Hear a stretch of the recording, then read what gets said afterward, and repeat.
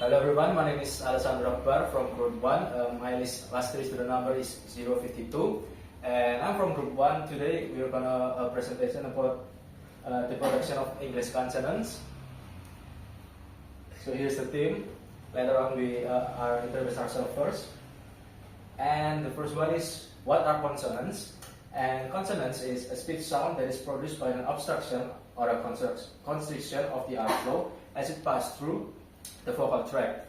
And this is different from a vowel, which is produced with a relatively open vocal tract. And there are 3 types of the consonants, which is the first one is phonation or voicing, the second one is place of articulation, and the third one is manner of articulation. So the first one is phonation or voicing. So what is phonation actually? So phonation is the process by which the vocals fall in the larynx vibrate to produce sounds, which is, if it's vibrate, it is a voice, and if it's not, it's voiceless. So how do we know? For example, if you guys take your hand into your throat and you speak like S and Z, you can tell the difference between the voice or voiceless. My name is Puguh Dwi Hendrian, and my last 3-digit student number is 082. And I wanna continue the presentation, and this is the voiceless consonants part. The definition first is produced when the vocal folds are held open and not vibrate. And the second one is only airflow shapes the sounds. So this is the common voiceless consonants like K, T, K, F, S, Sh, H, J. And this one is how the vocal folds look like if in the voiceless consonant. So the next is voiced consonant. It's like the opposite one, like the definition is produced when the vocal folds are close together and vibrate as air passes through. And the second definition is both airflow and vocal fold vibration shape the sound. And this one is how the vocal fold look like when the voice consonant sound. And this is the common voice consonant and the example. P, T, sorry, P, T, K, F, Z, Sh, Sh in the major, and Ch, M, N, E, R, W, Y, Y. And this is how voice and voiceless pairs. So the next is place of articulation. The definition is the place where airflow is blocked or restricted in the mouth or the throat. And the main types is bilabial, labiodental, dental, alveolar, postalveolar, palatal, velar, and glottal. Hi everyone, my name is Hakim with the last 3-digit student number 077. So, in this presentation, I will explain about place of articulation, which is the first 2 examples, which is bilabial and labiodental. So, bilabial is the place of articulation where both of our lips meet each other. Like this example, like the people right there, which is like be kissing like this. So the kind of bilabial is P, B, and M. The example of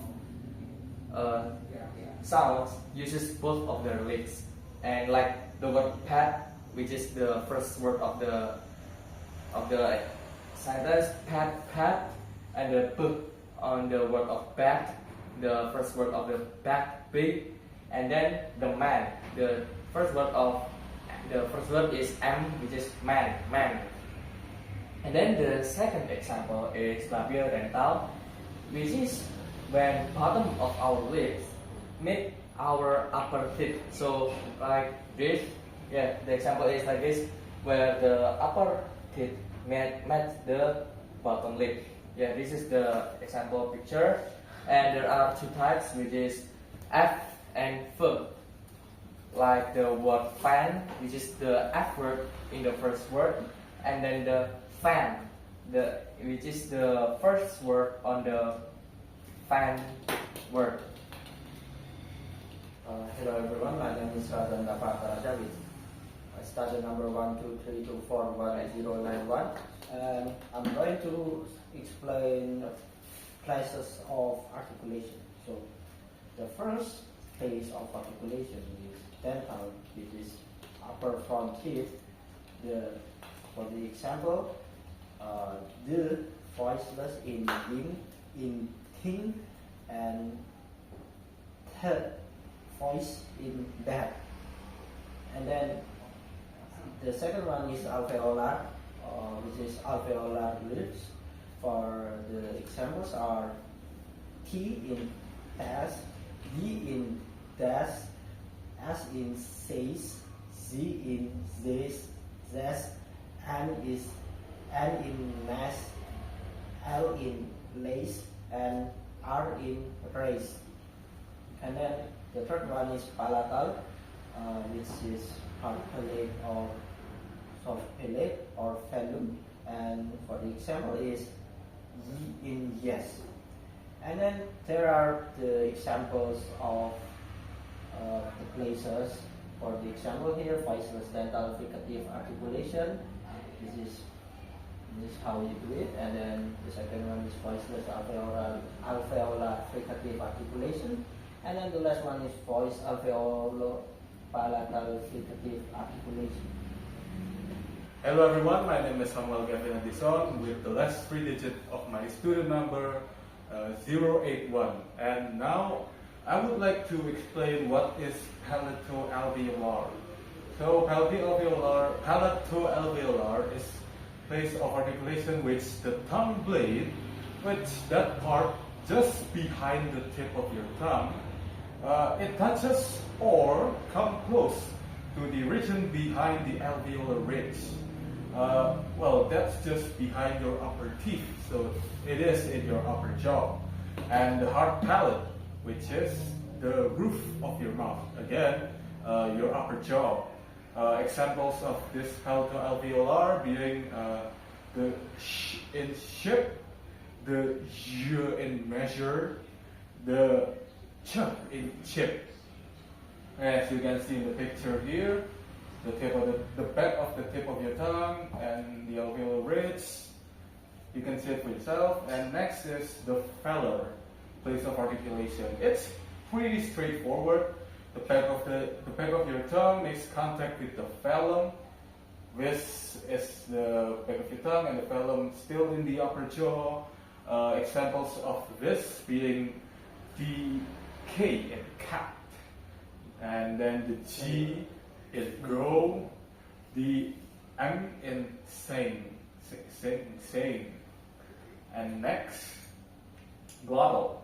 It's a bit complicated, but let's move forward. The sounds are made either by constricting the airflow at the glottis, that is the space between the vocal folds, and or by a complete closure. So you can see here in the diagram, doesn't look much, but I'll just give you some examples. Being the H in hat, so the air passes through the open glottis.